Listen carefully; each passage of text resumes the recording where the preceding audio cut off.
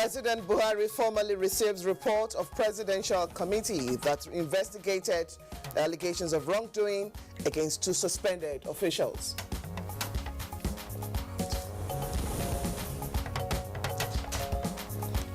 Federal government advises opinion leaders to exercise restraint in public utterances.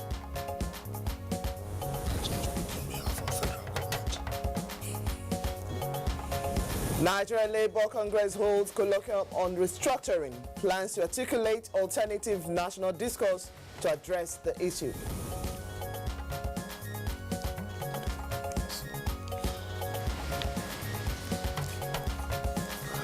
And on Good Morning Nigeria today, we'll look at how to effectively combat hate speech in Nigeria.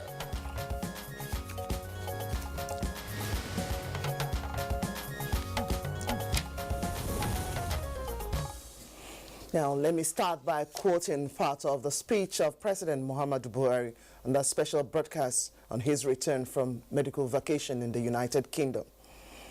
I quote, "Nigerians are robust and lively in discussing their affairs, but I was distressed to notice that some of the comments, especially the social media, have crossed our national red lines by daring to question our collective existence as a nation. This is a step too far." End of quote. All right, Blessing, and that wasn't, if you recall, the only statement made by the president on the issue of hate speech. He also added to what you just said now. "We shall not allow irresponsible elements to start trouble, and when things get bad, they run away and saddle others with the responsibility of bringing back order, if necessary, with their blood." Yes, Kingsley. Well, in addition to that, this statement also show how disturbing the hate speech has been in recent time, with the number one citizen in the country to include it in his first address on resumption of duty. All right, you're right. The president's remark also, in fact, reinforced that which was made earlier by the then acting vice president, substantively the vice president, Professor Yemi Osinbajo, in which he likened hate speech, as it were, to terrorism, and that purveyors of hate speech will be treated accordingly. Now, the government's decisions might not be unconnected with the recent increase in the propagation of hate speech, like you might have heard or seen around, especially in the media, most importantly the social media, and this platform is giving rise to so many people actually not giving constructive discussion or talk as they might have it. It's just a way of promoting that which is bad in their minds. All right. Now, according to a survey carried out by the Center for Information Technology and Development, they have some 60% of hate speech coming via Facebook, and nearly 6%, of course, through newsletters, and another 4% from blogs. Now, out of this 63% of the survey you talked about, Kingsley, the hate speakers are prominent people, while about 39% of the speakers are non-prominent. And it was said between last year, because I actually saw the survey too while making research on this particular edition, between June 2016 and December, up to about 4,000, even more than that, actually were recorded as hate speech on the survey. All right, now the report further shows that some 35% of the hate speech that was tracked, insulted persons for their religion. And that, of course, there were also abuses on the ground of ethnicity or language. So why the increase in the hate speech in Nigeria, and how can this be combated? Well, what role should parents, actually, clergy, traditional rulers, political leaders, and opinion molders play in ending hate speech in the country?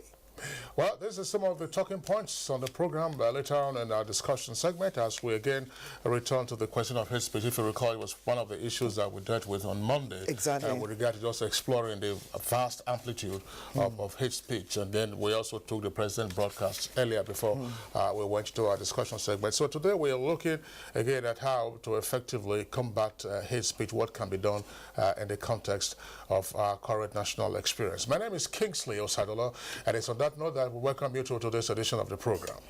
And my name is Blessing Abu. Good to have you join us. The program is coming to you live on the network service of the Nigerian Television Authority, NTA.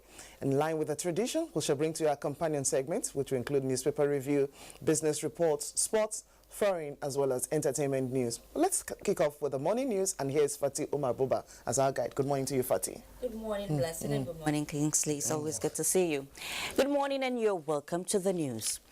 President Muhammadu Buhari has formally received the report of the Presidential Committee that investigated allegations of wrongdoing against the suspended Secretary to the Government of the Federation, Babachir David Lawal, and the Director General of the National Intelligence Agency, Ambassador Ayo Oki. Vice President Yemi Osinbajo, who chaired the three-man committee comprising the National Security Advisor and the Minister of Justice, presented the report at a brief ceremony in the President's office Wednesday afternoon. The Vice President, who spoke to the State House correspondent, is shortly after said far-reaching recommendations were contained in the report but refused to give further details.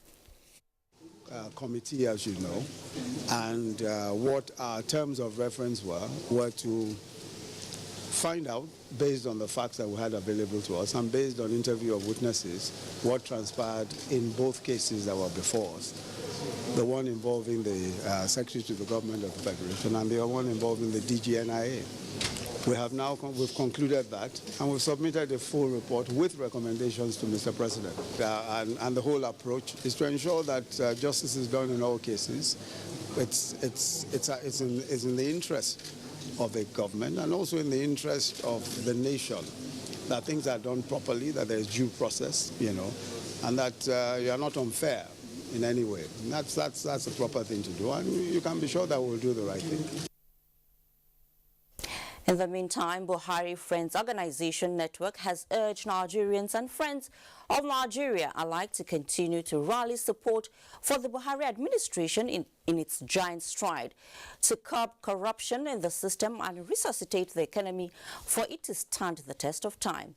At a press conference in Abuja, the group urged Nigerians to take a cue from the president himself, who immediately after his return from medical vacation swung into action with dogged commitment in bringing Nigeria out of the economic quagmire it found itself over the years and free it from the dismissal security challenges destabilizing its existence. The president only cannot on his own do everything to better the lives of Nigerians.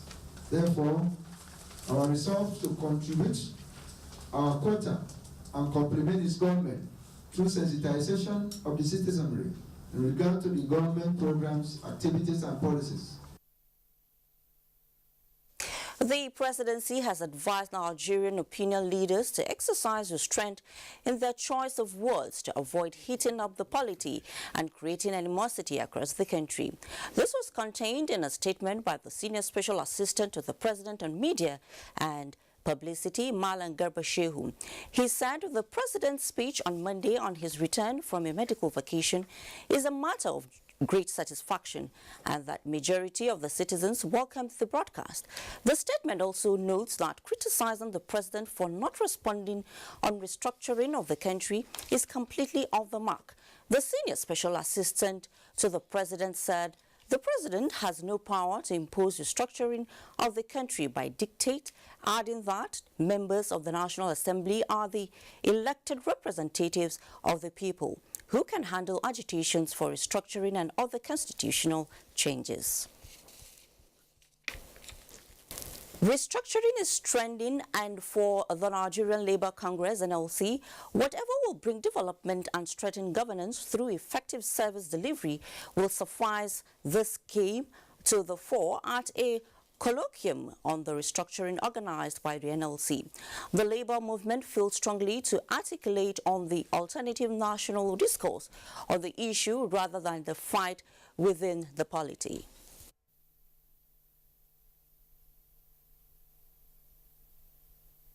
Nigeria will be united forever, and it will be one of the greatest countries. Some of these issues that we keep on talking about, we have to be very, very serious. We have to be very, very patriotic. We must place Nigeria first before any other thing. The second leg of restructuring is that we want to return federal Nigeria to a federal system of government. The federal system as is, in terms of structure of power and control and revenue allocation formula, cannot lead to even development. And therefore it is important we, the working class and the masses of this country, take over this platform and drive debates that will strengthen our unity, our togetherness, and the greatness of this country. And the integration of space technology in Nigeria would create a spectrum of opportunities in many non-space fields. This is the main thrust of the annual Space Conference and Exhibition of Space Resources organized by the Center for Satellite Technology Development to evaluate the deployment of satellite technology in the nation's development strides. Now we've seen people come to us asking us how can they tap into what we told them that space technology has offered. Areas like agriculture especially, town planning especially, and even in development of scientific achievement. I urge you all to collaborate with the center in order to develop indigenous space assets that will ensure returns on investment. And that's the news for now. Good morning, Nigeria. We'll be back after this break. Good morning. Speech is not a joke. It incites genocide and crimes against humanity. Most of Africa's civil wars are caused by hate speech from one tribe against another. We don't want it here. The Nigerian government stands firm against hate speech. I was distressed to notice that some of the comments, especially in the social media, have crossed our national red lines by daring to question our collective existence as a nation. This is a step too far. One nation bound in freedom, peace and unity. Nigeria, one nation, one people. This is a public service announcement brought to you by NTA. Get high on books, not drugs. Only those who hate themselves fill their bodies with smoke, drugs, and harmful substances. He broke my heart. These days, when young lady or young man has emotional upheavals, he or she abuses cough syrup with codeine, some sniff glue, sewage, even petrol. I'm already finished. Just let me finish myself completely. Alas! Where is our tomorrow headed? This week on Professor John Bull, we introduce to you high people, all of them, one by one. Find out why Jumoke wasted her school fees and why Flash went local. Come on, stay one place, fly. Over and out. Brought to you by Glow. The largest data network, Glow Unlimited.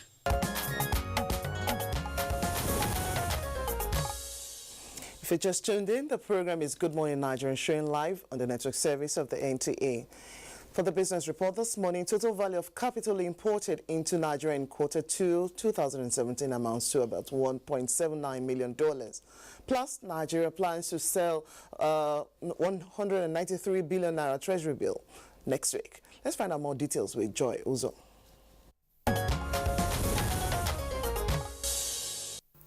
Welcome to Business News.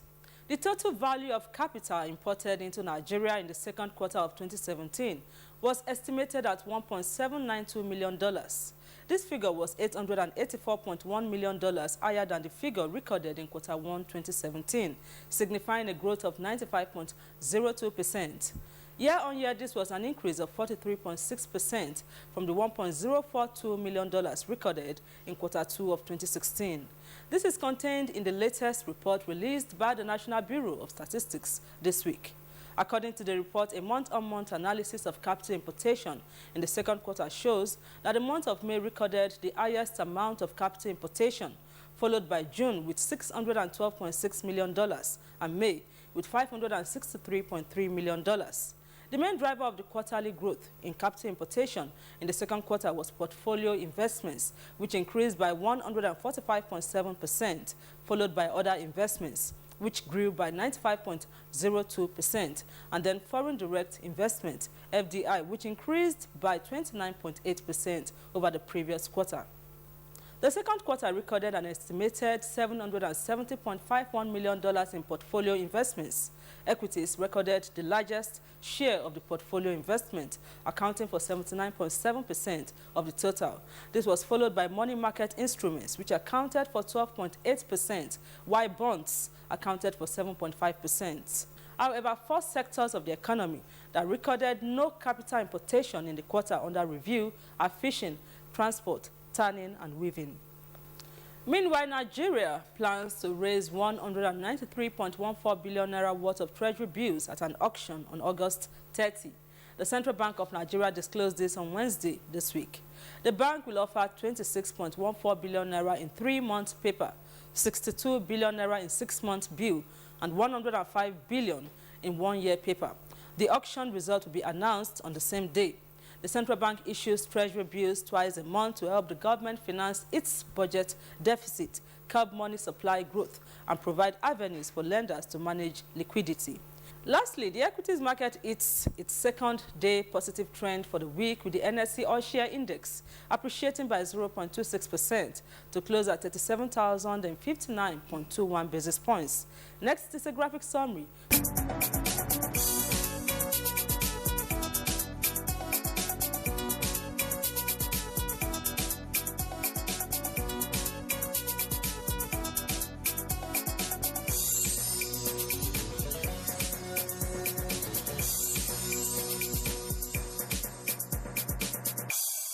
That's it on Business News. I am Joy Uzo. Many thanks, Joy Uzo. Up next is a newspaper review segment.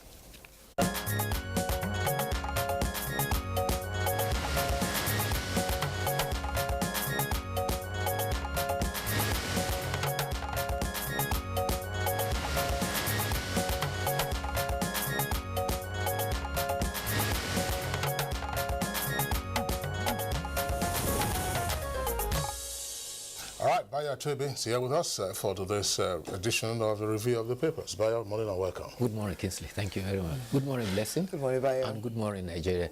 All right, Blessing. Okay. Yes, I'll start off with the Nigerian pilots. We have on the front pages different stories there.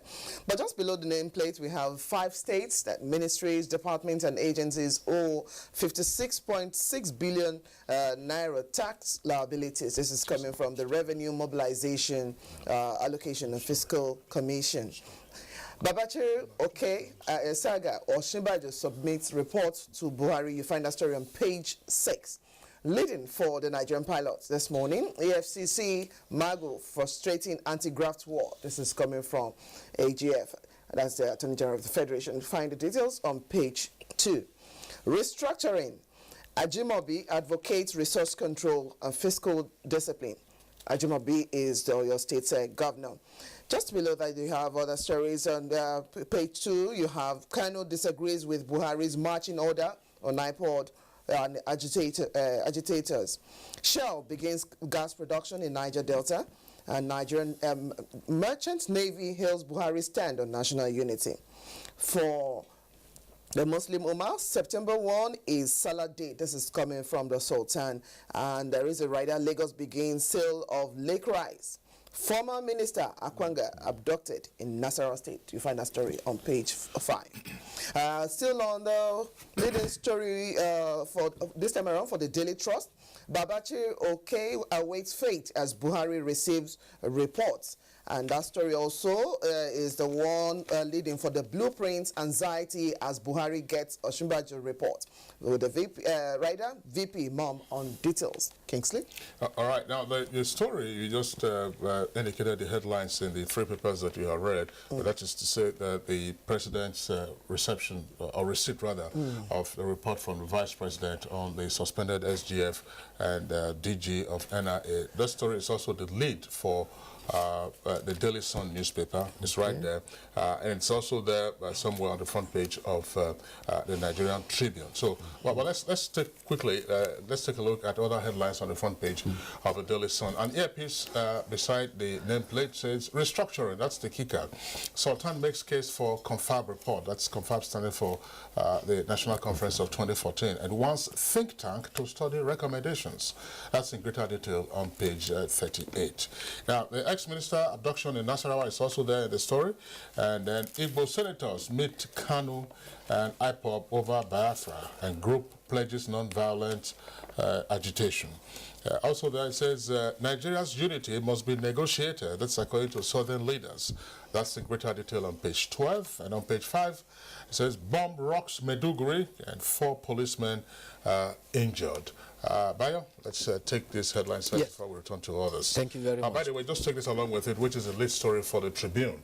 It has to do with restructuring. The Tribune says Buhari can't impose restructuring on Nigeria, and this attributed to the presidency with 4 riders. Warns leaders not to hit up polity, and time to restructure is now. Southern leaders insists, I won't support Nigeria's disintegration.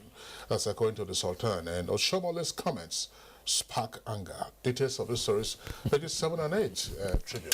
Bayo. Yes. Well, first let's look at the report. You recall that the 3-man panel headed by the Vice President then concluded its report investigating the activities of the suspended Secretary to the Government of the Federation and the Director General of the National Intelligence Agency. The Vice President submitted that report to President Muhammadu Buhari yesterday. There was no Federal Executive Council, and the spokesperson for the President has clearly clarified that it is not mandatory that the Federal Executive Council will have to hold every Wednesday. The Vice President said the report is quite elaborate and detailed, and there are far-reaching recommendations, and it will take a while for the President to look at it.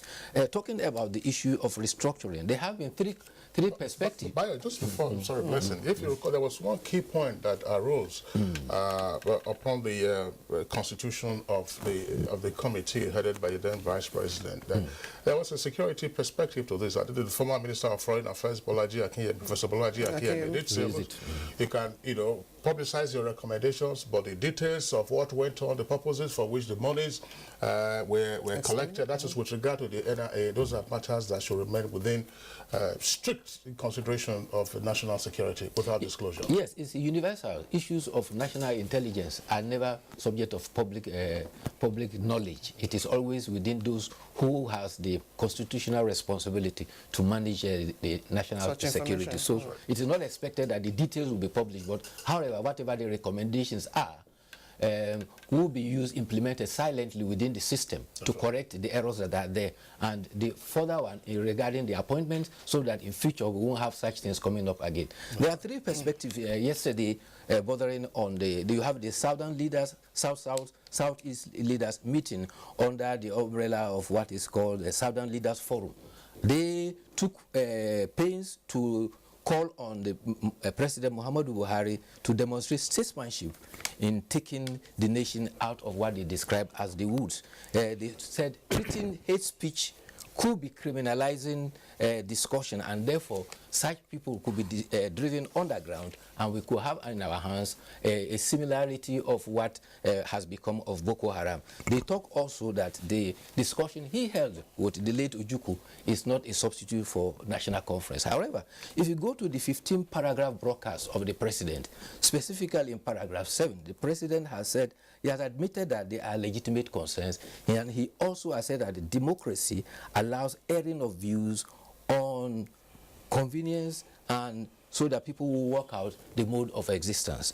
At another forum, which was at the Labour Congress, former governor of Edo State stood up to give his own perspective about what restructuring and how it came about. He was heckled and not even allowed to talk, and that is a factor of what is happening.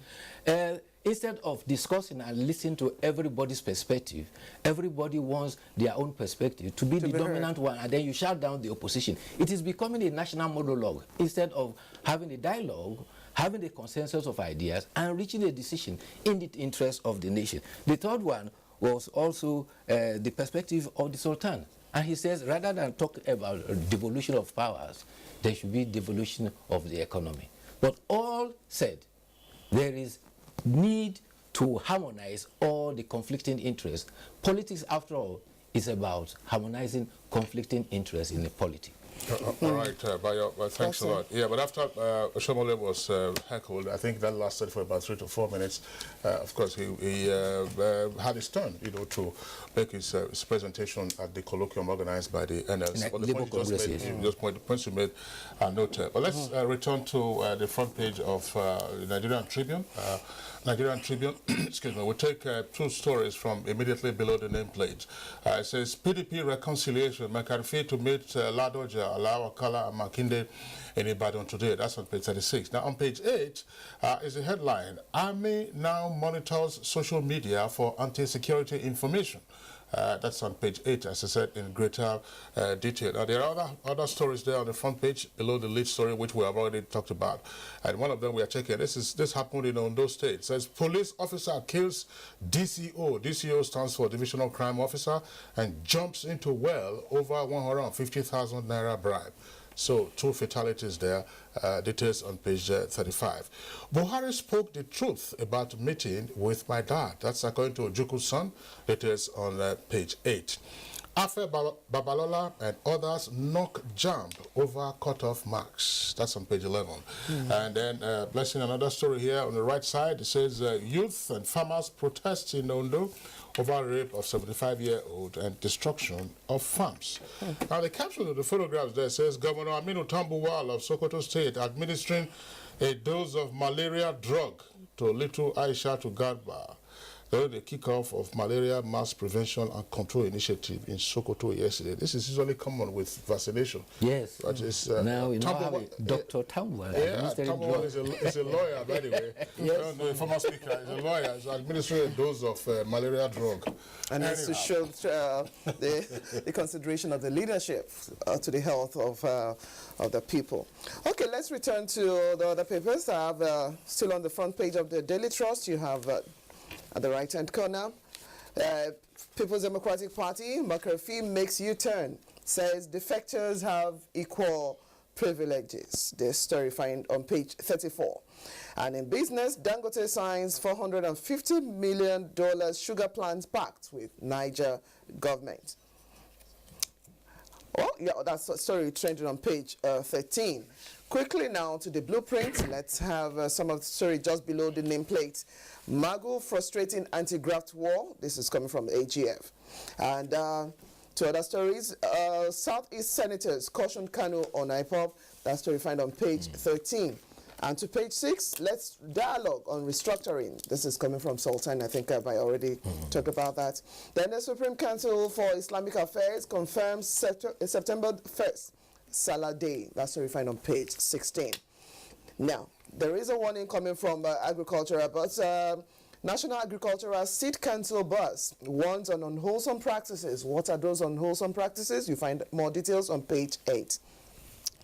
Just below the photograph of President receiving the report from Vice President Shibaju at the State House Assembly, State House in Abuja yesterday, you find there's a story just below the photograph. Prison staff accuse CG of illegal salary deductions. They are ignorant. This is coming from the prison service spokesman. Federal government spends 70% revenue on remuneration. This is coming from Vice President Yemi Osinbajo. All the details on page 38. Thanks. All right, Bayo, that's so much we can take. A story inside indicates that there is a second case of Lassa fever now in Kwara. Bayo, that's the much that we can take today with regard to the stories we have on the front pages of some of the papers. Thank you for being with us. We'll see you tomorrow, close of the week. All right, it's still Good Morning Nigeria, reaching you on the network service of the NTA. We'll take a short break now. When we return, of course, we'll be discussing how to combat effectively hate speech.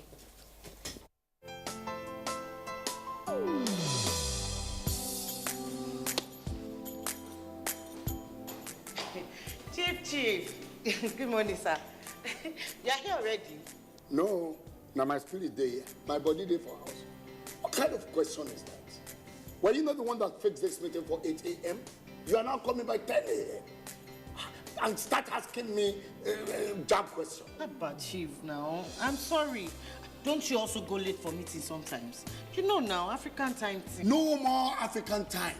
And no more pancaking of face during office hours. At the end of the day, we will lose valuable time. We will not make progress. If we want to move this nation forward, we must treat business as business and respect time. Change begins with me. Thank you, sir. I am sorry. Can we go for the meeting now, Chief? Later. This message is brought to you by the National Orientation Agency in conjunction with the Federal Ministry of Information and Culture. Welcome to the new world of superb taste, now here in Nigeria. Everyone, try it and enjoy the delicious goodness. We are bringing our new noodles to every corner of the country. That's right, it tastes great. It tastes fantastic. It's time for a new noodle. Nigeria, you want the truly delicious taste? Come and get it!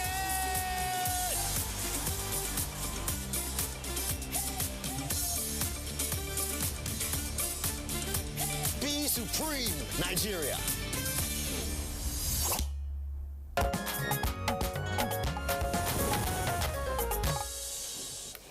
You're welcome back to kickstart our discussion on combating hate speech in Nigeria. Let's take this Vox poll on what hate speech is all about, as compiled by Timothy Yusuf.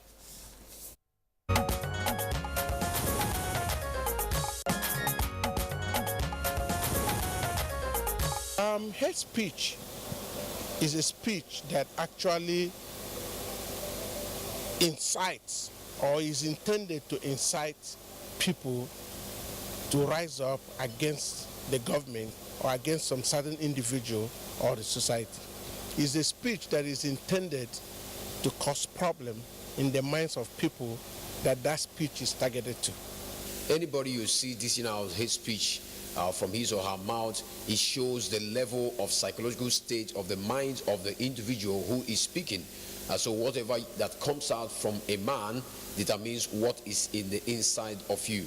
So hate speeches are some of those things that can cause ripples, that can dislocate a very good union, and that can bring two good friends against each other. So that is what is hate speech: arousing hatred, arousing fight, arousing segregation from one good person to another. That is hate speech.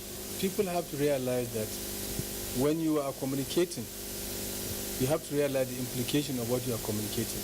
If you are talking in sour or bad language about some things or about some people, it's only natural that other people, that the people you are talking against, will also react. That creates unnecessary tension, unnecessary, pressure within the society. That is what is a hate speech. What I think that constitutes hate speech is just people trying to, to bite each other. And any discriminatory remark made against a particular sort of people, maybe as a result of their race, their gender, their religion, stuff like that. Yeah, so that's what I believe hate speech to be. Okay. For my own understanding, what brings hate speech in? There is many ways that something can bring hate speech. You understand? For instance, just let me say that as now we are in this country, you know that things is very difficult. You understand? So, and everybody know that things is very difficult. As I am now, I didn't sell my market and I wasn't happy. It might bring hate speech to me. You understand? I might say anything I want. You understand? That is the cause. You know, this multi-ethnic, multi-religious society. So whatever you are saying, of course, you have to keep the other party too into consideration that, okay, what I'm about to say, is it going to offend the sensibility of the other parties? A word or statement that can instigate one person or a group of people against another person. Hate speech is a product of a grieved heart. It doesn't always come. When you begin to experience all trances that are inimical to peaceful coexistence, that attacks relationships of people that have been together for a long time.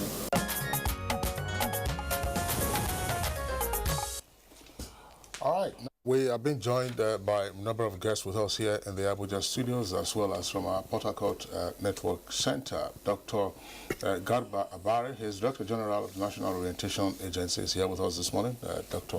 Abare, pleasure to have you on the program. Good morning. Okay.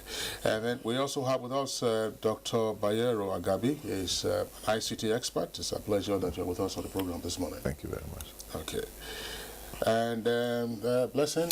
Yes, we'd like to introduce Sir Abdulhakeem Ajijola. Good morning. He's the Commissioner, Global Commission for the Stability of Cyberspace. You were with us on the first leg of this discussion on Monday. We'd like to welcome you back to the program. Thank you for inviting me back. And also, we'd like to introduce our Port Harcourt studio guests. We have been joined by Walter Ihejirika, Professor of Development Communications and Media Studies from the University of Port Harcourt. Thank you very much for joining us, Professor Ihejirika. Very much. Thank you. All right, Kingsley, let's start from here. Well, gentlemen, essentially, as my colleague Blessing indicated, we had taken the first part of this discussion on Monday, where Professor Hakeem Ajijola himself was present along with other guests that would explore the amplitude of hate speech, what constitutes hate speech. Today we have revisited it with the cross-section of Nigerians in expressing their opinion as to what they believe or think hate speech is all about, where it manifests the most, what needs to be done. But today we're focusing essentially on how to combat hate speech, how to reduce the negative consequences of hate speech in the first instance. But it is useful in doing this to further explore if you like, some of the causative factors, because some scholars believe that there is a cause and effect for the hate speech that we are seeing in the environment today. That's why we're going over now to Professor Walter Ihejirika in our Port Harcourt studios, who was introduced by my colleague Blessing a moment ago. Professor Ihejirika, from your perspective, before we start dealing with how to effectively combat hate speech, can we take a look again at the cause and effect dynamics, involving hate speech in our country today?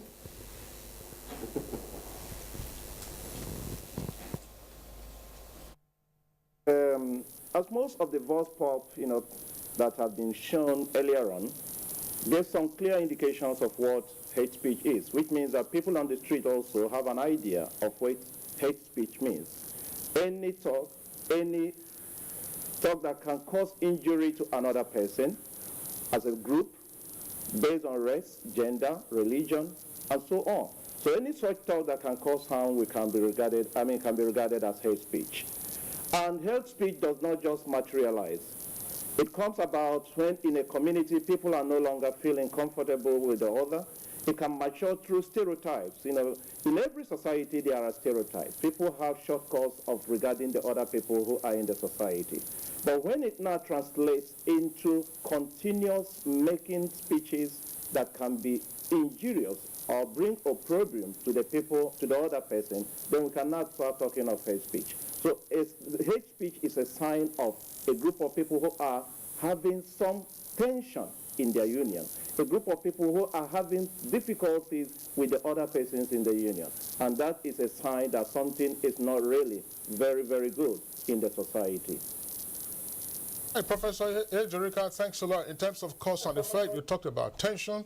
Then you also talked about difficulties, in inter-ethnic, inter-religious, or whatever relations there are in a society or in a country. Let's come back now to our studios. Director General of the National Orientation Agency. We back up a bit and then ask ourselves what happened in the immediate aftermath of the annulment of the June 12 crisis. Some persons say, yes, we didn't have a phenomenal explosion in terms of media reach as well as information technology, but that we experienced something close to what we are seeing today with regard, to persons saying all kinds of things about one group, about the other, and so on and so forth. So, cause and effect, what's your perspective? Yeah, thank you very much. Cause and effect. I think the issue of hate speech has come to the fore of our national discourse, mainly because there are so many things that have gone wrong with the society, many things that have gone wrong with the state of our being as a nation. And these things actually transcend beyond the ordinary interpersonal, intercommunal relationship. The country is passing through challenges, like many countries also do pass through their own particular challenges. But the extent to which we see manifestations of these tensions as expressed in hate speeches go to show that a lot needs to be done in our governance and the governance processes, in defining or redefining our relationships between and amongst individuals, between communities, and between governmental structures. I am not surprised that it is coming at a time like this, when the country is kind of being re-engineered, everybody attempting, or at least the government and some other individuals trying to do things differently from the way they had been done in the past. And therefore, in the process, changes are coming. People are adjusting to these changes in their own perspectives, in their own little ways, in different manners. And because of this, what we are seeing is actually a little bit of a fallout of what I can call readjustment and changing processes. But it will not be the first time adjustments of some of these changes have been made, or restructuring from people's ways of life. The professor in Port Harcourt talked about issue of tension, difficulties. This is not the first time people are engaged in such a hardship. Why is it so prominent these days? Basically because we are also leveraging on information and communication technology. And this is something which we did not see during the June 12 crisis that we made in reference to. Now, communication is made much easier. We are living in a world of simultaneity, and therefore information gets quickly disseminated. All manners of information, rumor and facts usually come to be mixed together. And because of the tension, because of the different way in which we relate to these changes, individuals tend to take positions. And these positions that they take actually determine the extent to which they dish out certain things. Actually, there are certain things that you see in the social media, for example, which clearly does not make sense to you. You know, ordinarily, you know that what is there does not actually make sense to you. But in spite of that, you still go about to either retweet or repost or to make comments on. And I think these are some of the things that we need to look at, and to look at so broadly. All right, Dr. Barry, thank you very much. We'll come back to you. Let's bring in Abdul Hakim Ajijola. Abdul Hakim, again, still exploring all of this before we get into higher gear. References have often been made to what happened in Rwanda. Rwanda's genocide occurred in 1994. And after that, we also saw what happened in Cote d'Ivoire, where they had some political crisis. But majorly, in the case of Rwanda, 1994, it was the radio that was used to propagate hate speech and then, of course, incite people to carry out what they did. You know, it led to the slaughter of over 800,000 persons. In Cote d'Ivoire, it was the same thing. But here we are today, we say we are in the information age, and as Dr. Abari was saying a moment ago, you have multiple platforms. How threatening is this in terms of the content of the various messages, true, false, inciting or otherwise, that can get pervade, and we have seen pervade or heard pervade in recent times in our polity? First of all, very quickly, on the case of Rwanda, it was actually government radio, not even the private media, not even social media. And I would like to build on what the DG has said. Hate and hate speech has actually been around since arguably Cain and Abel. You know, it is, as the DG said, we now have newer technologies. So yes, in the case of Rwanda, we did have government radio, and today we actually have, you know, the new methodologies. One of the things that I think comes up for me that I noticed from the Vox Populi was that really it's very difficult to have a clear definition of what hate speech is. And one of the things we have to be careful about is that your definition of hate speech might be my definition of speaking truth to power, or vice versa. But having said that, back to the original issue you brought up. Really, at the end of the day, technology is a major propagator, a facilitator.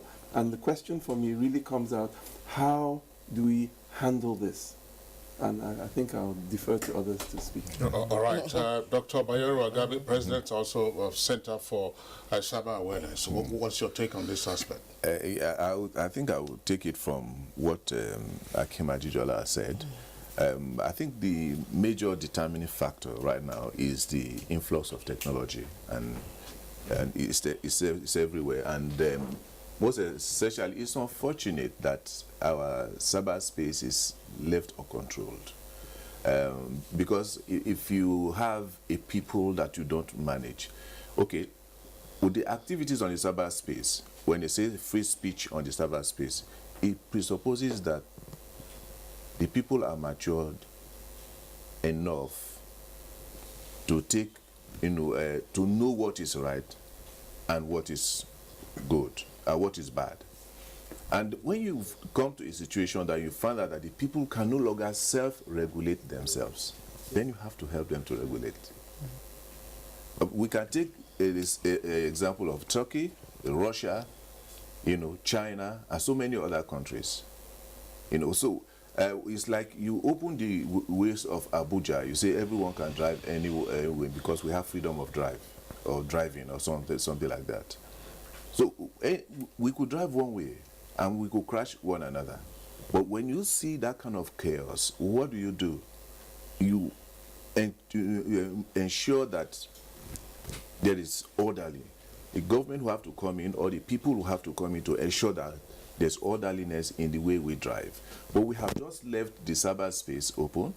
So what I call cyber responsibility is lacking. And if you check it out, those people who write those things on the cyberspace, on Facebook and the rest of them, are not even trained journalists. They are people who on their own feel they have access, unfettered access to the internet, and then they write whatever it is that they want to write. So what do?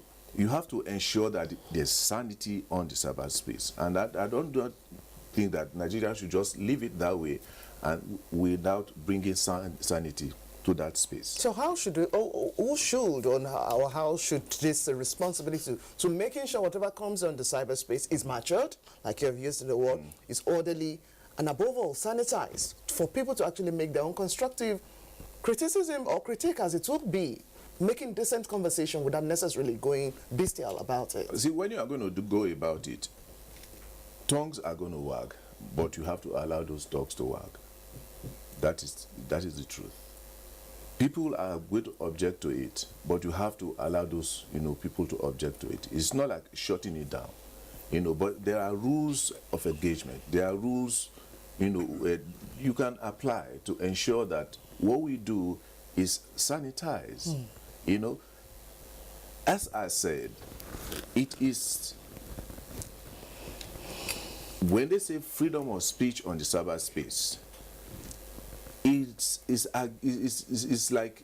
agreed that we are matured to know that what we are going to do there is good enough. I put it this way: you cannot be greater than where you come from.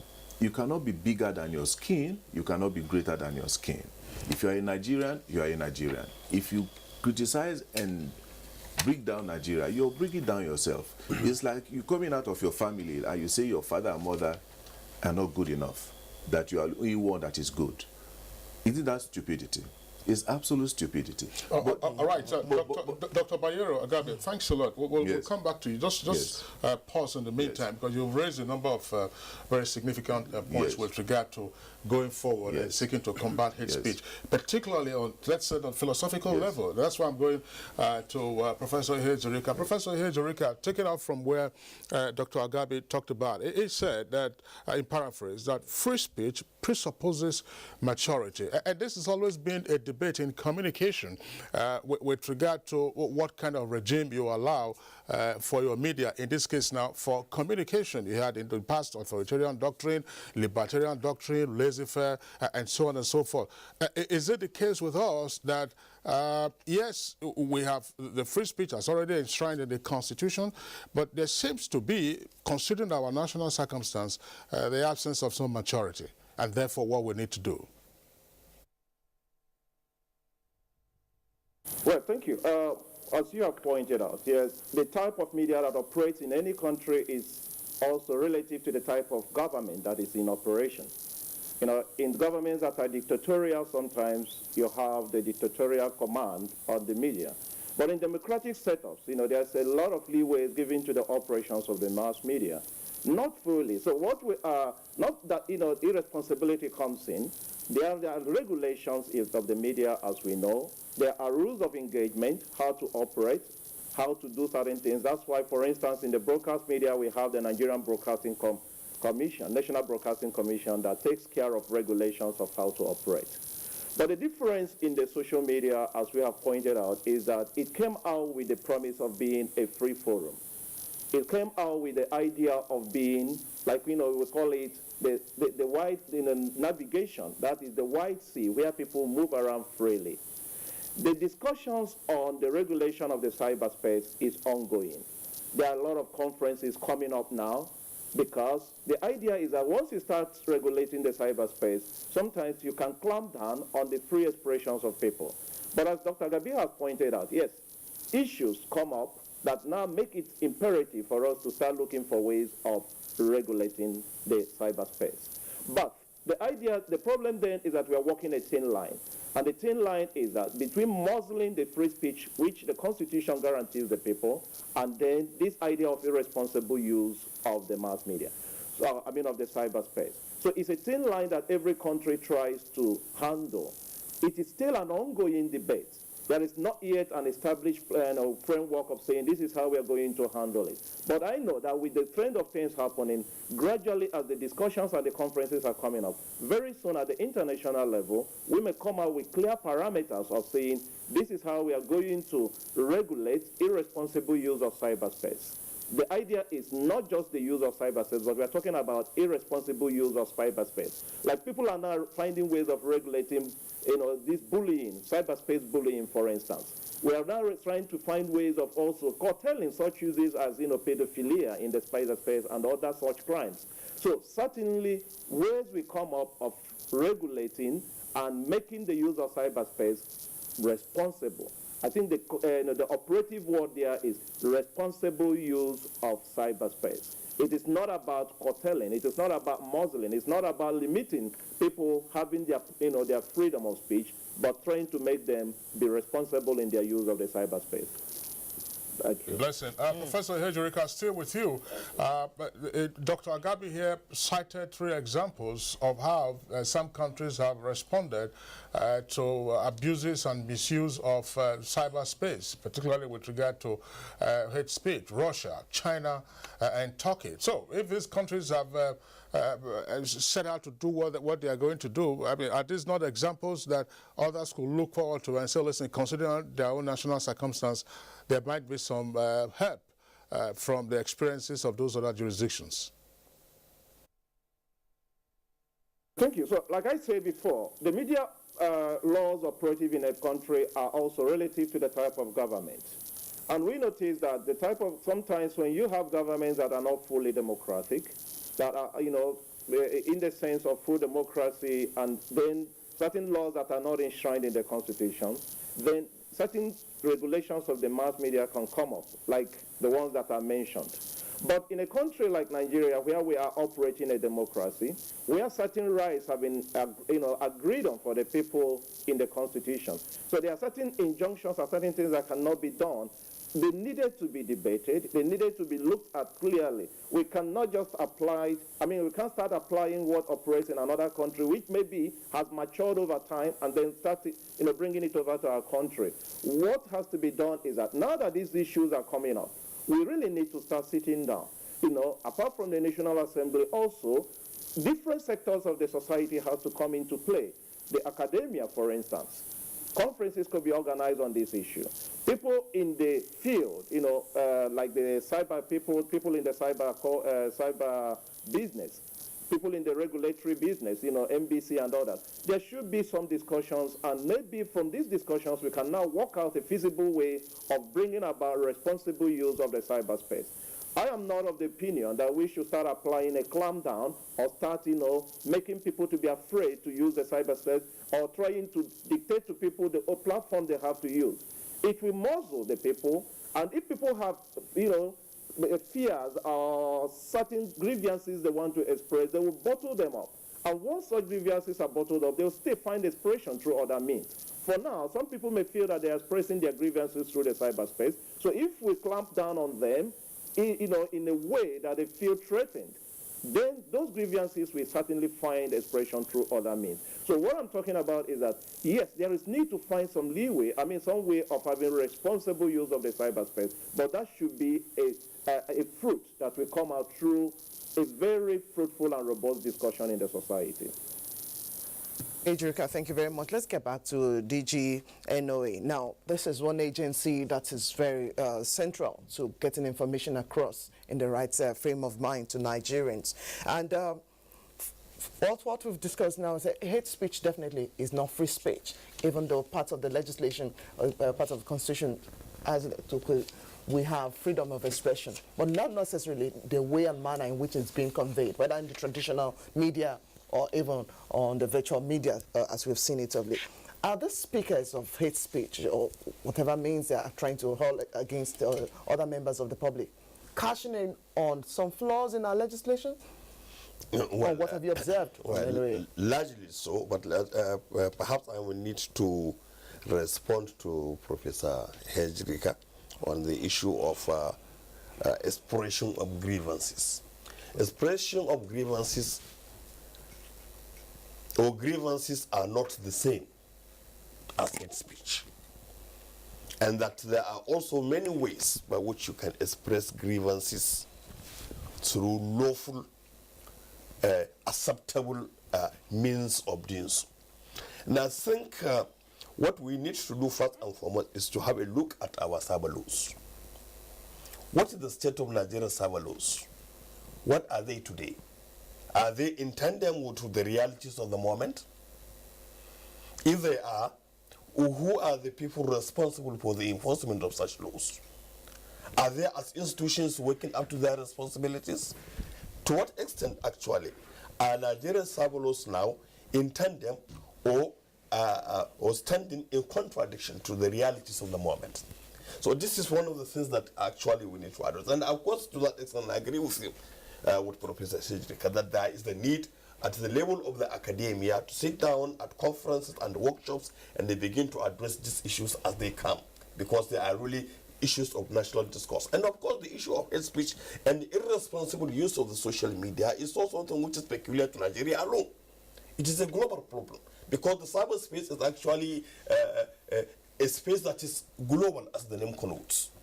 It is global, as the name connotes. So it is everywhere. Some of the issues that that actually come into our cyberspaces actually do not even emanate from this country. So this tells you that there is a limit to which you can actually say you are going to either curtail, mitigate, or. But definitely there is the role for the National Assembly to have a look at our cyber laws. There is the role of institutions that are expected to play the role mandated, or for which they are mandated to ensure that these laws are applied. But then, from the national orientation perspective, I think also many things have gone wrong in the country by way of our values, our conduct, our character. I look at it very well as one of the problems of our nation building processes. We have actually, at what point did we as a nation really miss the bus? Because by now, we should have passed the state at which we are now. But certain challenges of nation building have come up. Is it with our family values? Is it with our education system? Because I remember when I was growing up, our universities, our secondary schools actually used to be very strong foundations of national integration. Very strong foundations of national integration. Because our universities used to be pan-Nigerian. In fact, not only pan-Nigerian, but pan-African. You know? And of course, this kind of thing really exposes you to all manner of nuances, culture, tradition, or whatever. And when you come out of such universities, you come out a totally made up man, not any longer. So there are so many things actually that we have to look at as a nation, look at our values. What do we teach the younger ones? What are we teaching even those that are adults? What are we imbibing as a nation? When we say we are Nigerians, what does it mean to you to be a Nigerian? You know, these are all issues that all of us actually have. All right, Dr. Barry, thanks a lot. We'll come back again to the value orientation perspective and national character that you just raised with regard to long-term and medium-term measures to combating the hate speech, but still dealing with technology and the role of technology. Dr. Agabi here, of course, made the point that, look, what we are seeing now is failure of self-regulation, and therefore we need to ratchet up policing of cyberspace with regard essentially to hate speech. I mean, you have all kinds of things happening in cyberspace, financial crimes and so on and so forth, but our major focus has to do with hate speech. Adijol, I know that you've been involved in this, you know, at both national and international levels. Let's get your perspective. Okay. How to effectively police hate speech in cyberspace. Well, first of all, let me just clarify something that Byro had alluded to. If we look at the case of China, they built the great Chinese firewall. Yeah. It doesn't work. Any military historian will tell you walls inherently don't work. The Maginot Line in Europe, the Germans bypassed it. So that you have to be very careful about when you think of some of these regulations. And let me give you some examples. As of today, cyberspace is regulated, but it's regulated by the internet service providers. It is regulated by companies, not governments. This is an issue that we have to think about. These companies, for example, in terms of setting their standards, especially the larger ones, tend to be based in Silicon Valley, in the United States of America, which we know is very well known for what we would call their liberal, and I say in quote, values, which means that they will allow certain speeches, for example, about gay and lesbian issues. These are issues that are foreign to us, you see. And for us to try and impose some of our values on those companies, they will say no. Meanwhile, there are our values. For example, we are aware of the recent white supremacist issues in the United States. That's why Virginia. These things are not restricted to Nigeria. I don't think Nigerians are immature in that sense. It's human nature. But some of these same internet companies tried to block the websites of one or two of these white supremacist organizations. And what did they do? They went to the dark web. They went underground. So you see, you have to be careful that, one, who actually has the power to enforce? It's very easy to say the police must enforce a certain regulation. But the truth of the matter is that if they don't own the technology, they don't own the infrastructure, they don't have the capacities, it's not going to work. And when you try to put some of these, again, not everything can be legislated. For example, morality, good sense. There's a new issue for me, technology-wise, that concerns me, and that is the new stage of artificial intelligence. It is now possible, actually, to use artificial intelligence to take, in fact, there's actually an experiment, and anybody can check it online, where they take a speech by former President Obama and then put different words on his speech. And what then happens is that you watching the speech, it's speech manipulation. So you actually believe you heard it with your ears, you saw his mouth moving and mouthing those exact words you heard. I think it's called the McGurk effect. And the point is that, you see, we are getting to such a level of sophistication that you cannot, it's not just about text anymore. You cannot believe what you see. You cannot believe what you hear. Even coming back home to Nigeria, you may recollect that there was a purported phone call between allegedly two governors in which some untoward speech that conversation was totally false.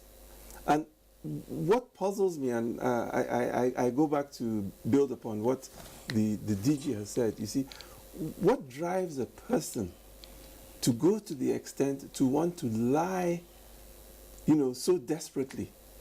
But having said that, yes, we do need to have ways of enforcing. It's difficult, but it is possible. Well, you were talking about artificial intelligence and speech manipulation. We saw that on Monday. Yes. After President Muhammadu Buhari addressed the nation in a 6-minute address, and you saw being circulated, you know, on WhatsApp, all kinds of, I mean, there was a specific type of message that was purported to be the president's address, and in fact, that wasn't the president's address. In fact, it came out before the main presidential. You know, it came out. So these are the things. Yes. Suppose you had an agent provocateur who decided, therefore, to manipulate, you know, what the president said in that fake or false post that they made, and perhaps would have been in chaos. All right, let's bring in Dr. Agati one more time. That's why I continue to say that where self-regulation fails, the government will have to step in. Like my boss here said, that of China did not work.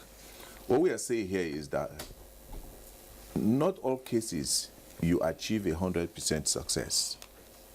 China's case, you know, very peculiar, as we know.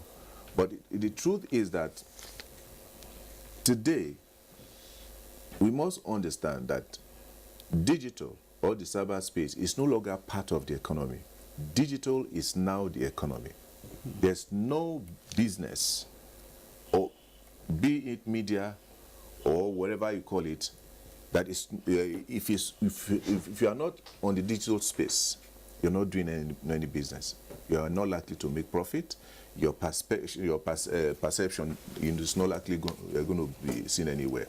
And you are also alluding to what the DG said. Whether our value system or our cultural system or whatever we call it, we see what India is, we see Chinese, we know their culture, we know that of India. But we still see they are very powerful and strong on the cyberspace. So we still see those culture and all of those things. Those are the kind of innovation that drives them and, you know, rule the cyberspace. So leaving the cyberspace the way we have left it, I think we should find a means to see how we can manage it in such a way that the words and the activities that we see on the cyberspace are things that are in line with what we want to see. Because if we just leave it, we're not Americans. We are Nigerians. We have our value system.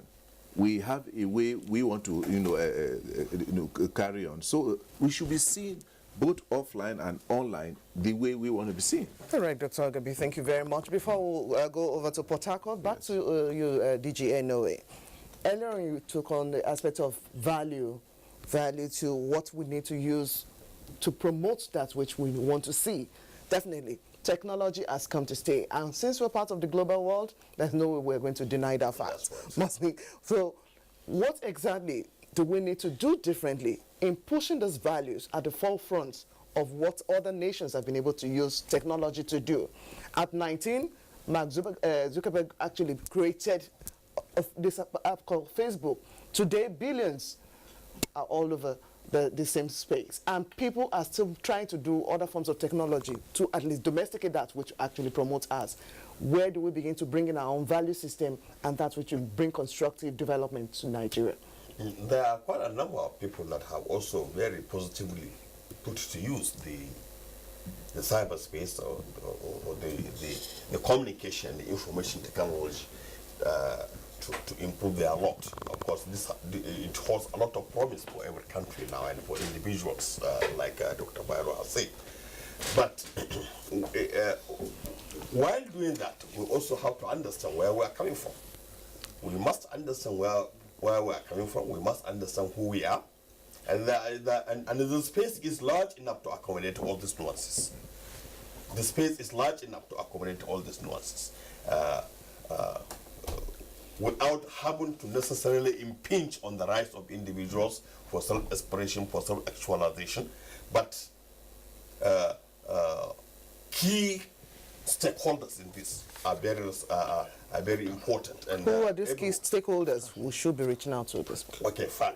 First and foremost, in terms of attitudinal and value orientation, we have the home, which is the basic foundation of character molding and the behavior modification. That's one. Then the school system, which would reimpose and complement what the family does. And then the larger community. But this is actually the thread that I say is missing, in our nation building processes. And that's some of the problems where we take an average 40-year-old on the street and begin to engage him. Unfortunately, majority do not even know the history of this country. They don't even, and this is one of the problems we see with perhaps the leaders failed in letting them know the... Perhaps yes. Perhaps yes. Perhaps it is the education system which has not been consistent. Perhaps it is the failure of governance. It is perhaps the failure of the system. Perhaps there are so many things that you can actually allude to as being responsible for the state of being of our young people today, and of course even of adults. All right, DG National Orientation Agency, well, listen to the point you just made, but we will come back to you to deal with the specifics with regard to National Orientation Agency and what your contribution could be to this specific matter. But this is after we return from this short break. If you hear a bomb explosion or gunshots of an active shooter, that might be a terror attack. At such times, always remember 3 action words: run, hide, report. Don't try to run towards the terror scene to save the situation, because there might be a second bomb blast or another attack. Run far away and take cover. Make sure you are safe first. Yes, it is in our nature to sympathize over the hurt, but remember, only trained personnel can help in such situations. When in a secured environment, promptly call relevant authorities and help will come. For anonymous reporting, call 09630-3250-5 or 0813-2222-106. If you see something, say something. Nigeria unite against terrorism. This message is brought to you by the Federal Ministry of Information and Culture.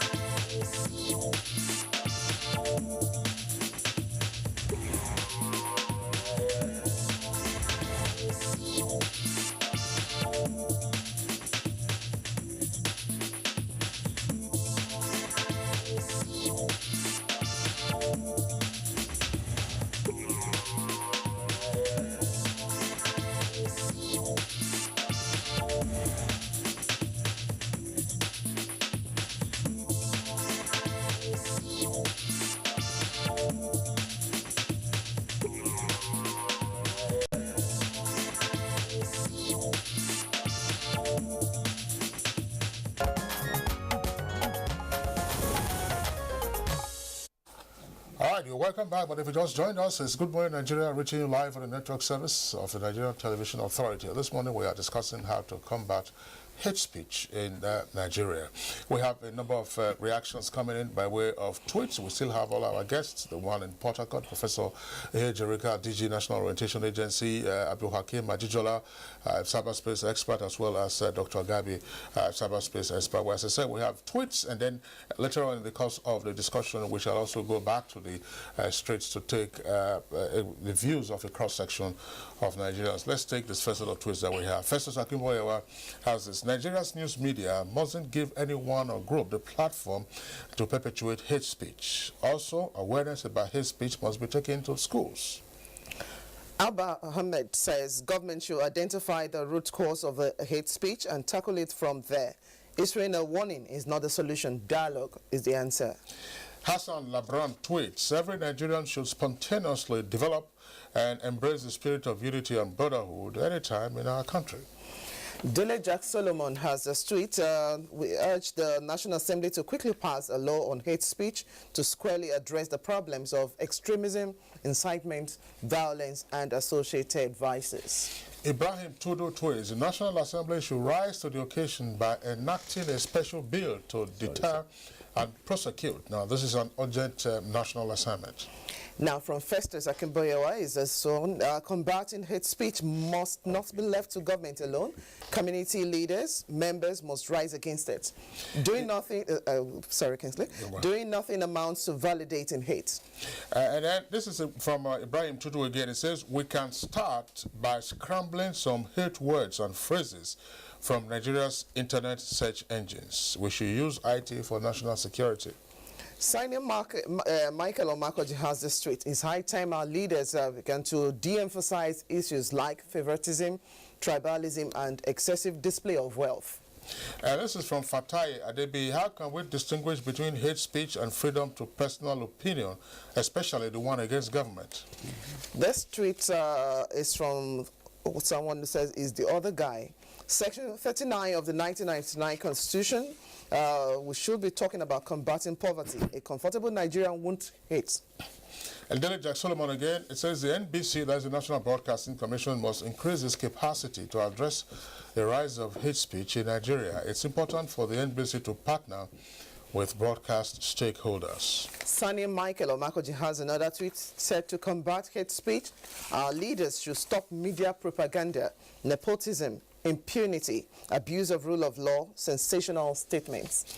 All right, those are some of the tweets that we have. In the meantime, let's return to Professor Walter Jerika at our Port Harcourt Network Studios. Professor Jerika, you've listened to the other guests here with us, the issue of value reorientation, what role the National Orientation Agency needs to play, plus, of course, other agencies of government. Some persons have also said, listen, pass a new law dealing with this, but some scholars, legal scholars, would argue that you have a plenitude of provisions in extant laws to deal with this matter, rather than compounding it by making a new piece of legislation that probably would not be effective. What are your thoughts with regard to the multiplicity of measures being suggested to combat hate speech?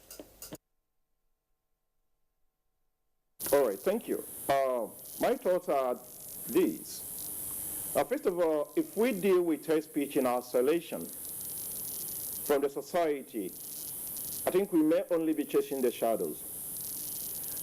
As I pointed out earlier, the existence of hate speech or the proliferation of speeches that are injurious to other people is a sign that the groups of people living in that geographic or national area are having difficulties with their relationship.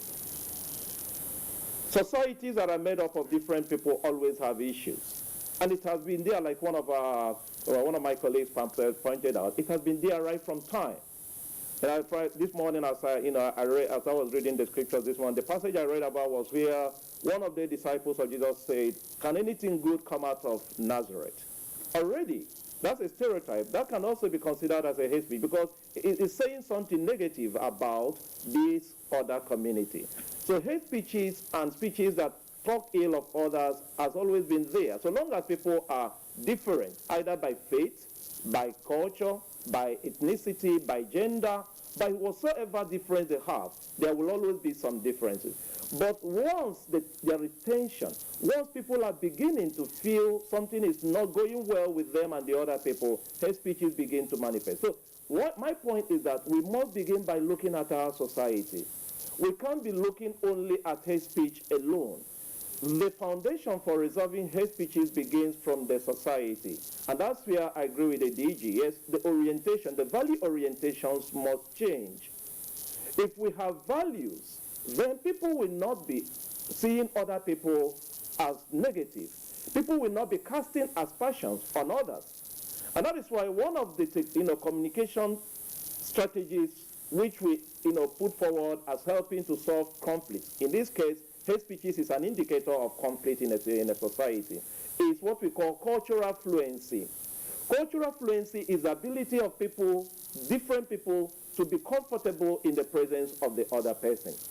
If people are culturally fluent, you won't even notice the difference of the other, because you'll be seeing also from the perspective of the other, as others will be seeing from your perspective. So we need a lot of cultural fluency in Nigeria, where despite our cultural, religious, and other differences, we can feel comfortable in each other's presence. And that's cultural fluency. And that is a fact that has to go with the growing of our values. The government has a role to play, because the government has to put in place a society where people are comfortable. If the people are not comfortable in a society, there will be certainly anger. So when government puts in place structures and infrastructures that make people comfortable in the society, the anger will diminish. Then also the family, the schools, and churches also have a role to play in helping people to imbibe positive values of love, positive values of accommodation, positive values of respect for the other. One of our major problems, I believe, is that if you lack respect for the other person, then you won't consider the person as deserving of any right. You won't consider the other as important enough to be treated with a kind of dignity. So we need to imbibe the culture of respect, the culture of love. So the point I'm making, therefore, is that, first of all, every one of us has a role to play in trying to curtail the incidence or the high incidence, because what we are seeing today is a high incidence of hate speech. It's not that it's as if hate speech has never been there before, but there's a high incidence of it. And the things that we need to do is to create a culture where people can feel comfortable in the presence of each other. The government has a role to play, and all of us also have a role to play. Thank you. Okay, Professor Jirika, still with you quickly. We know you've already talked about the culture of our people to push issues forward. Now, we don't have the luxury of actually waiting to transit from that which is already brewing on the internet or the digital space itself before it gets into the real traditional form of people now going outrightly to war. But already the war is there in their minds. Now, how do we begin to have this mind deconstructed from such hate that it's already manifesting, so that I can actually hide behind a virtual wall and spew out whatever it is to anyone across? Now, holding decent conversation, yes, the other person might push me to whatever it is with whatever he is going to write or type, as the case may be, but how do I begin to respond without necessarily getting offended and reacting in the same manner that other person is pushing me towards, at least as a form of communication tool? Yeah, that's the point we're making. The incidence of people writing negatively about others, or tweeting or posting or saying things negatively about others, first of all, is a sign that I don't have respect for you. In a decent discussion, we can disagree, but then later on we can agree. We know for sure when we are having a decent discussion. You can say, just like it happens, for instance, in the National Assembly during their debates, people can say a lot of things, people can say anything, but then we know that the context of it is that we are debating. At the end of it all, we will come up to a consensus. I've listened to a number of parliamentary debates, both here in Nigeria and outside, especially the British model, which is very robust in their discussions. Discussions can bring up a lot of issues, but the context. The context is one of respect. The context is one of acknowledgement of our difference, but that later on we have to come to a consensus. But when people are just speaking for the sake of hurting the other, for the sake of, humiliating the other person. The only intention is not arriving at a consensus. The intention is basically to bring down the other person, to humiliate the other person, to reduce the other person. Then that one is completely wrong. And that is why I'm saying that we need to really build up a culture of respect and a culture of accommodation. And that's where I say all of us, both the government and all the agencies, we all have a role to play. Kingsley? All right, that's Professor Hejirika from Port Harcourt Network Studios. Thank you very much. We did indicate that we also went back to the street to get the views of some Nigerians on what they think can and should be done with regard to combating hate speech. Let's listen to them now.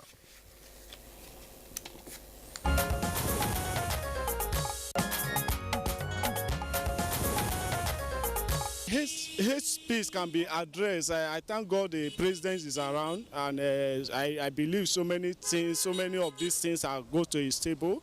I believe his presence alone in this country, people will calm down and start to look up to him to see that yes, anything that the president says now will be the solution of this hate speech. To be addressed by the restructuring. We need to create awareness to everybody to tell every one of us that we need to be one. We need to stand together as one country. All we need to do is to leave religion issues. Religion too equally contributes to those things. When someone is saying I'm a Christian, one say I'm a Muslim, I cannot come, my children cannot come to play in your own house. And you see this kind of tribes, the way they behave, they are so arrogant. You know, those are things that constitute also. Hate speech of a thing. The only way we can resolve it is if we look at ourselves as one. You know, if you are from the south or from the southeast, south, you are from the north, you should look at ourselves as brothers and sisters and live peacefully without thinking, because the problem is everything we look at now in Nigeria, we look at it as ethnic or religious, or we give it all sorts of coloration. We need to look at ourselves as brothers and sisters. We have the political system. That's the beauty of democracy, where you have your representatives. You elect people to positions where they can sit either at the state or at national assembly, where if you have grievances or you have anything, you can bring forward those complaints. That is the way you can amicably settle. That's why the world has changed. That's the beauty of democracy. You bring your own opinion, the opinion of your own people, to say your own issues, you know, and then these could actually be discussed and reflected, so that they can be taken care of either in terms of budget or in terms of whatever it is that you are looking at. People in authority, they should avoid hate speech. And even those who find themselves in a position of leadership, they should avoid hate speech. Rather, they should preach peace, concord, rather than discord. Can be addressed, yes, through dialogue. And it's not through carrying arms. That's not the solution.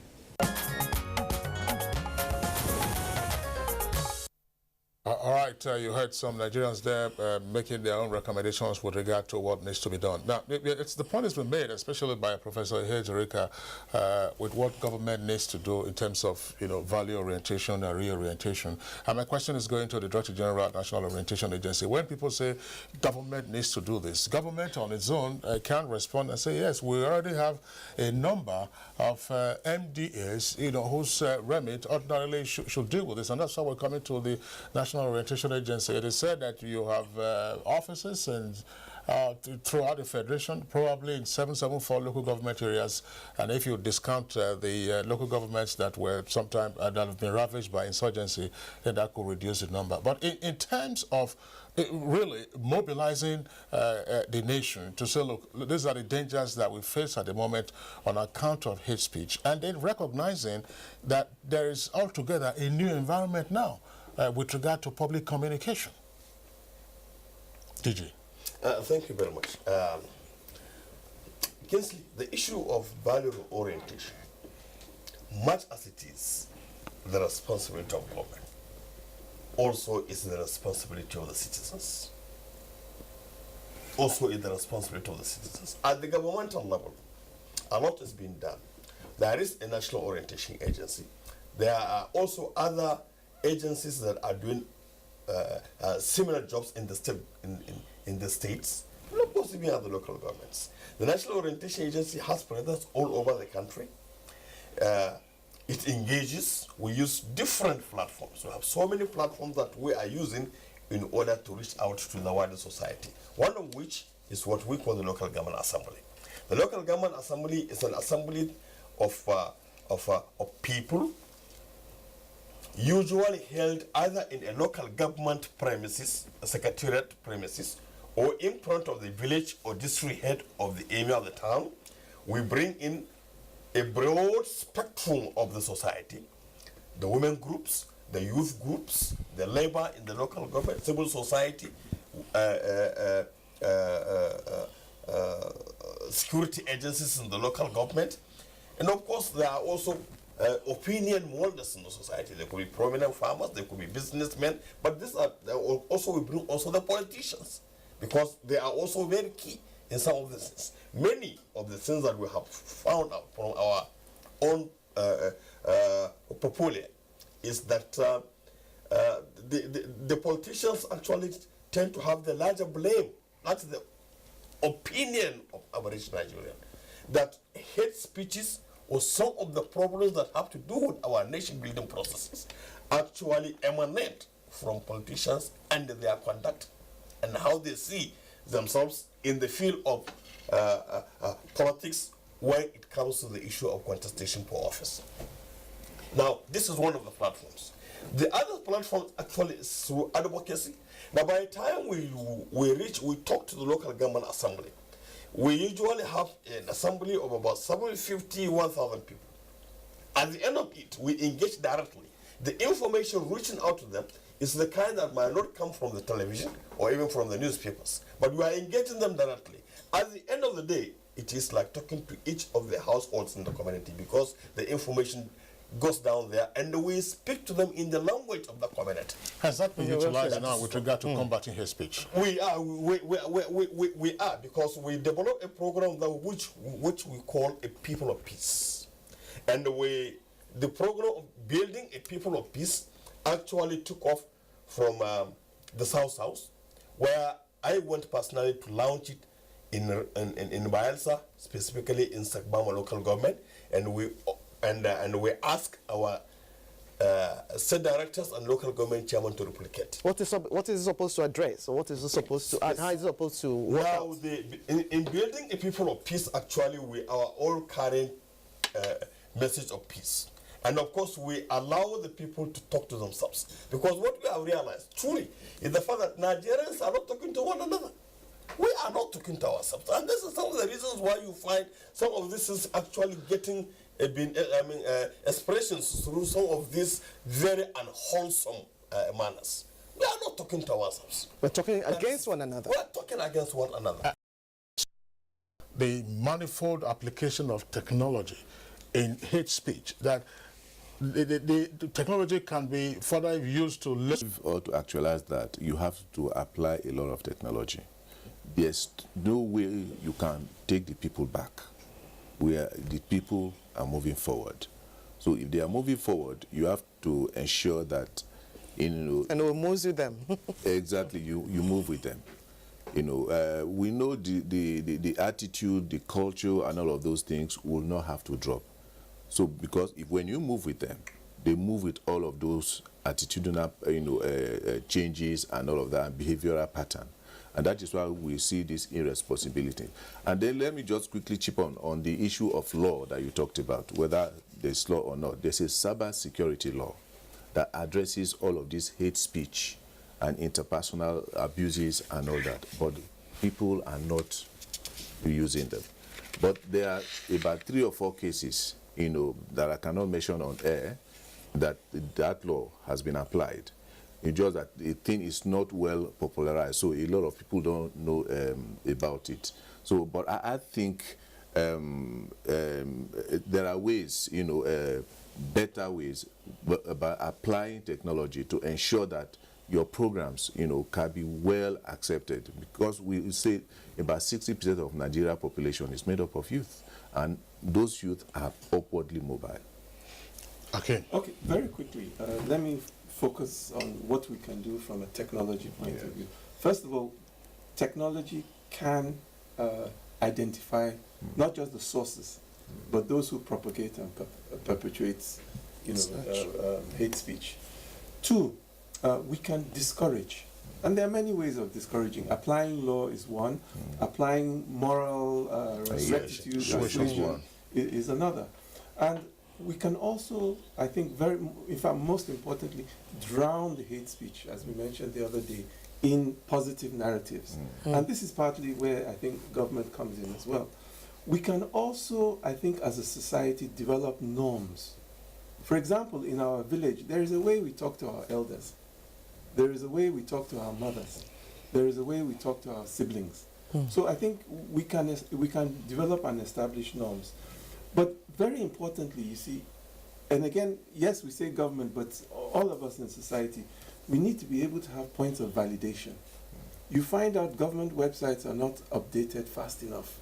So if you see, for example, a president's speech that is, now we know it, the one was fake.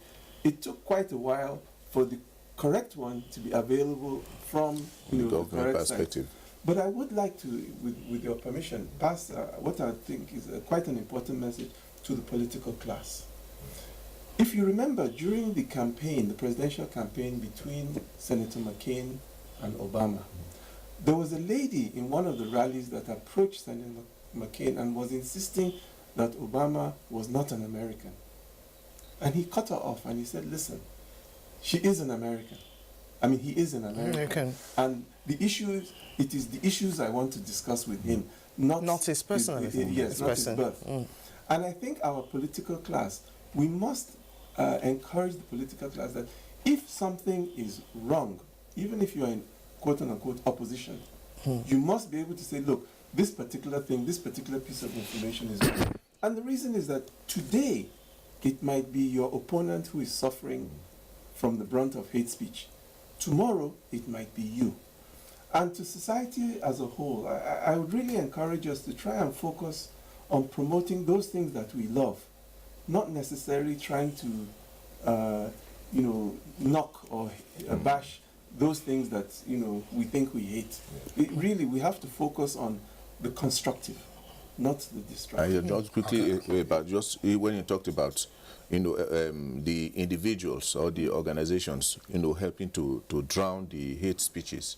I think the government will have to come up with a way of dialogue, dialoguing with those the internet service providers and the networks, because they actually license them to do the things that they do.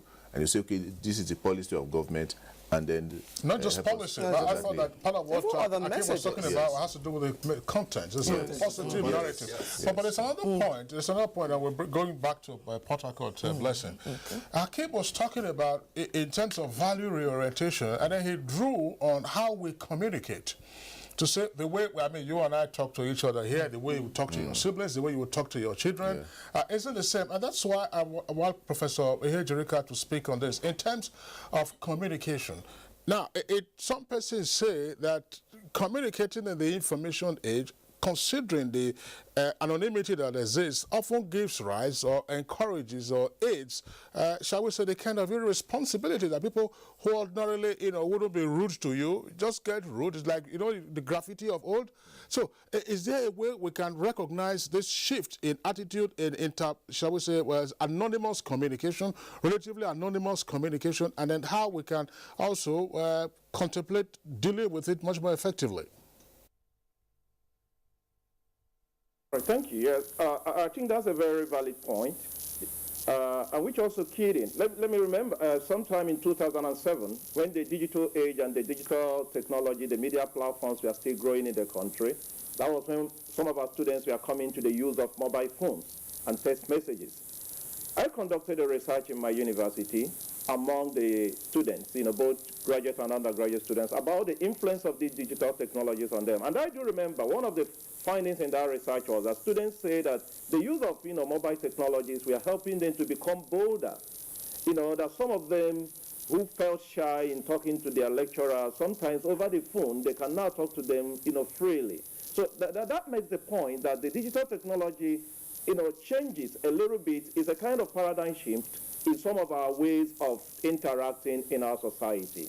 And that's also one of the major points made in the technological determinism theory that says that new media technologies invariably bring about new ways of behavior in society. So we cannot, but agree to the fact that some of these technologies can change ways of communicating in our society. Digital technologies create multiple identities, and people in that multiple identities can hide behind them to do a lot of things.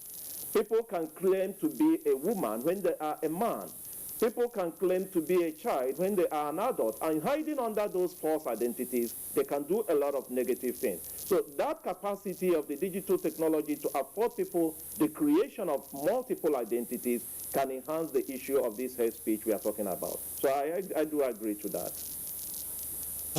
Still, and then, gentlemen, look, but 2 points now that Professor Hejirika has also raised. One, the technology emboldens people, those ordinarily who will be shy. So the question there would be, how do you, shall we say, let me say for one of a better word, strike fear back into the person who's been emboldened to say, look, what is it that can frighten you? Then the other is dealing with multiple identities, Hakim.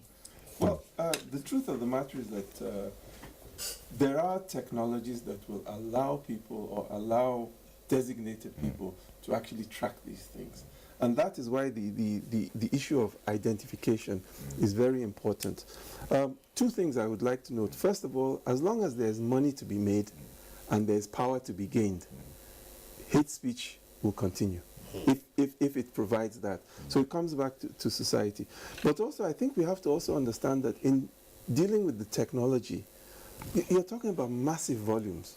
I mean, for example, YouTube, I think 400 videos are posted every minute. Yes. So the actual volumes, you have millions of tweets a day.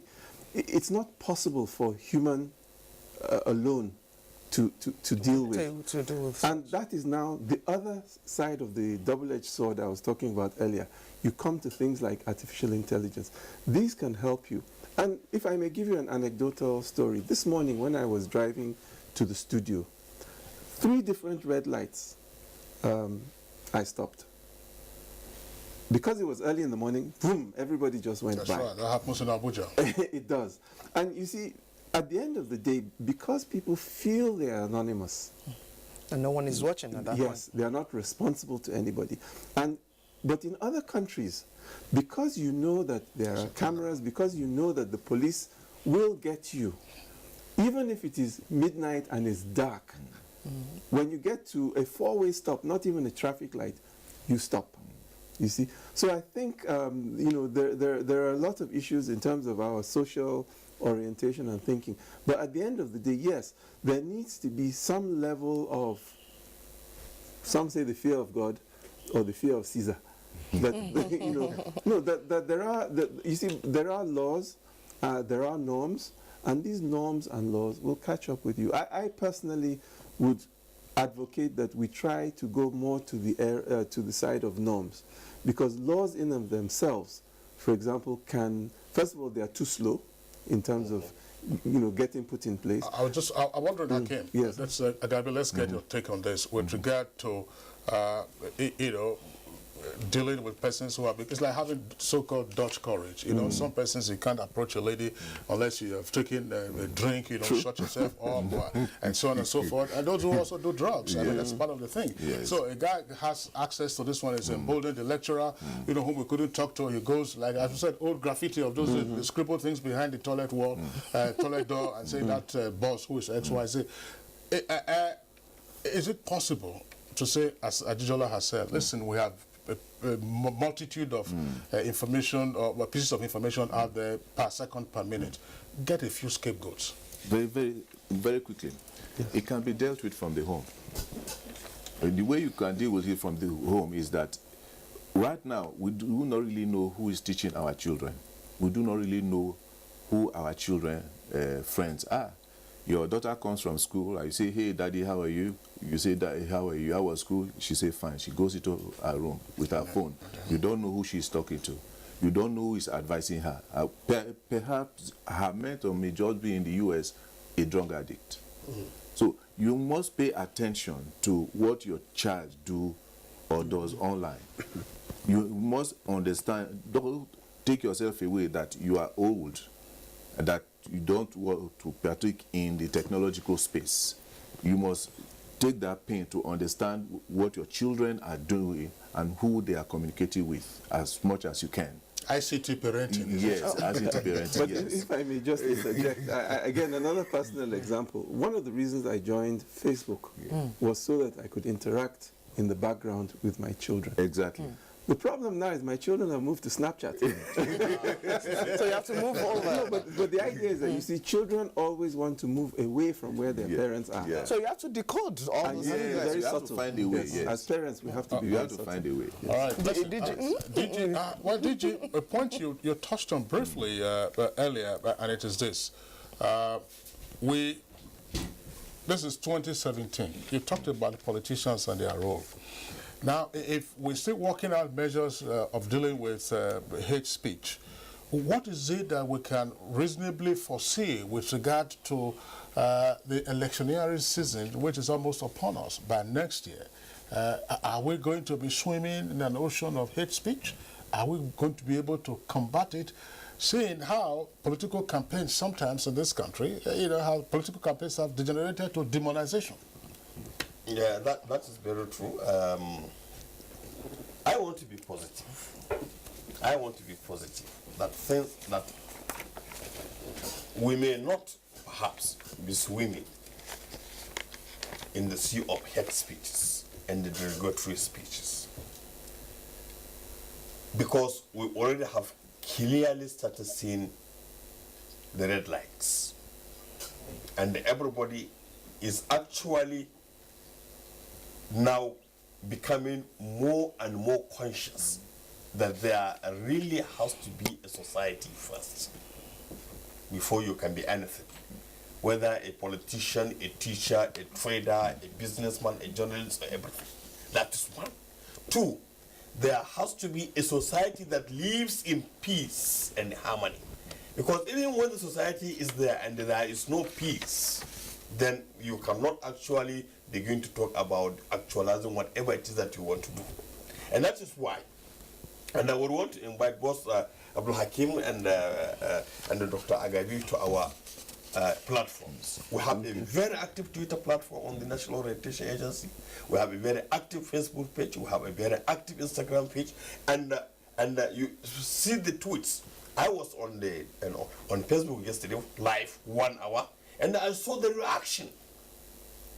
For the 1 hour I was on live, I was on Facebook Live, I was talking about hate speech, bringing experiences of what it had done elsewhere around the world and how societies have actually... What were the responses, did you? Oh my goodness, the responses were varied, but the issue was everybody was right. National Orientation Agency keep talking about these things because the country needs this kind of sensitization, the country needs this kind of information, this and that. Very few were actually abusive. But the bulk of it, because we are also aware that we are dealing with a country that has a very large population bulge, 65% of which are below the age of 35. Many of them always on that smartphone. Okay, DG, well, let's see how toxic or very encouraging the streets will be. And let's take a look at what Ibeneme Dominic is saying. So hate speech originates and remains a tool of the political elites. If we nip it at that level, it will be a thing of the past. This is from Shakiru Raufo. It says, James chapter 1 verse 26 says, if one considers himself religious and does not control his tongue, he deceives himself and his religion is worthless. Hate speech is evil. Cecilia Okoroma says, we have millions of intelligent, idle youth, aggrieved, hungry, and are manipulated by powerful few. An agency like NOA should work.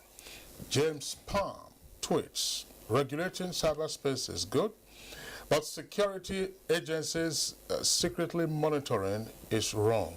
Set up an agency to write or publicize rules first. Siddharth says Dr. Agabi's suggestions will find use in countries such as North Korea. This is Nigeria. Keep up. Emmanuel George tweets, hate speech. Nigeria must be careful. As this should not be a way to control the media, we must look inward and address the agitative issues, he writes. Okay, Siddhartha says again, thank you, Professor Hejirika. The state determines largely the views of its citizens. And then we have this from Shaneze Esang. If government can censor movies and songs in order to remove offensive content, then freedom of speech left unchecked may degenerate to hate speech. Another, this tweet is from Idoko Jeffrey, says what is termed as hate speech from one corner might be the means of speaking the naked truth from the other corner. Gidado Lawal tweets, the political class should be held responsible for any mischief committed. So far, hate speech is tailored towards political advantage. Ibrahim Tudu has this tweet for NOA. He says NOA can do better in the war on hate speech, but most NOA state offices are in a coma. They should embark on cyber reorientation. And Clifford Agogoese tweets, hate speech may emanate out of frustration arising from persistent injustice to a people. Jimo Kitty Lawa says hate speech is symptomatic of a real disease of extreme pain, seeking exhaustion through, expression through verbal missile aimed at the suspected cause. Akins Dada tweets, freedom of speech should be fundamental. I think societies need emotional intelligence training and orientation. Emmanuel George says hate speech is when you speak lies, not when you say the truth. And then Cecilia Okoroma tweets, hate speech ideology is the indoctrination of our youth by powerful individuals, and there must be a system to check it. Ike Toon says when justice and equity is seen to be addressed, most of the noise will fade. Archibald Friday, we should respect each other's cultural values and know that we are true to our callings. From Anthony Emecheta, I said, best way to combat hate speech is for the government to create a forum for people to express themselves and make effort to address race issues. Wosu Matthew tweets, to a large extent, we can't curb hate speech in our cyberspace in as much as there is insincerity in our system. The needful should be done. What is the needful? All right. Well, those are the comments, second set of tweets that we have taken from our viewers. We'd like to appreciate you for participating in this conversation. We've had contributions from the guests with us. We'd like to thank Professor Walter Hejirika. He's of Development Communication and Media Studies, University of Port Harcourt. Professor Hejirika, thanks a lot for your insights. Thank you very much. I appreciate it. Also, to Abdul Hakim Ajijola, is a commissioner of the Global Commission for Stability of Cyberspace. You were with us on Monday, where we took the first part of this conversation, and then you are here with us again today. Thanks always for your insights. Thank you for inviting me. Also, we appreciate Dr. Bayero Agabi. Agabi is the president of the Center for Cyber Awareness. Thanks a lot for your contribution. And last but not the least, Director General, National Orientation Agency, Dr. Garba Bari. Thanks a lot also for your contribution. Thank you, Councillor. Right. Thank you, Blessing. All right, Blessing. All right, to our complimentary segment now. Correspondent Garba Mohamed Natala is standing by with latest developments around the world. Welcome and thank you for joining us. Here are some of the stories on the foreign scene. U.S. President Donald Trump has called for a new unity a day after a campaign-style rally in Phoenix in which he attacked political foes and the media. He reiterated that America's unity is paramount towards striving for a better future. Hundreds of protesters gathered outside the convention center as he spoke. A strong storm has swept across southern China, leaving 12 dead and hundreds of people injured. Hong Kong raised its typhoon warning signal to 10, the highest level. The devastating storm has caused flooding,